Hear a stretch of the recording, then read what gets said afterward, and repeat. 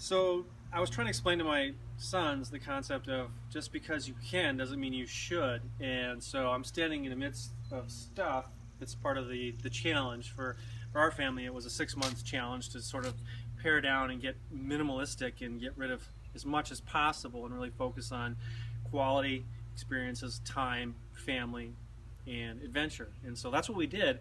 And the concept that I was stressing to my boys is just, like there's a lot of stuff. I've got tools and I've got equipment and junk essentially.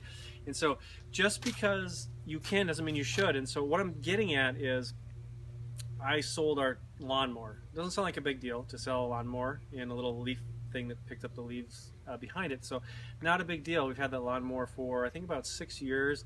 And it has a little hours meter, a little Hobbs meter on there, if you're familiar with that term.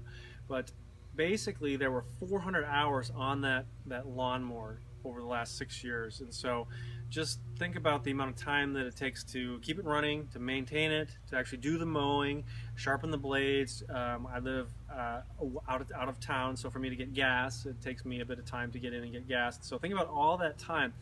400 hours sitting in the seat plus all the hours around that. I'm going to push that up to about 500-600 hours, so about 100 hours a year. And so just think about what you would pay yourself for 100 hours of work, or in other terms 600 hours of work. And so just because you can doesn't mean you should. You really have to conceptualize and put a price tag on your time, because your time is valuable. I mean, I would rather spend time with my kids, skiing on the lake, swimming, fishing, hanging out, sitting in the sun, playing with my dogs, a multitude of other things.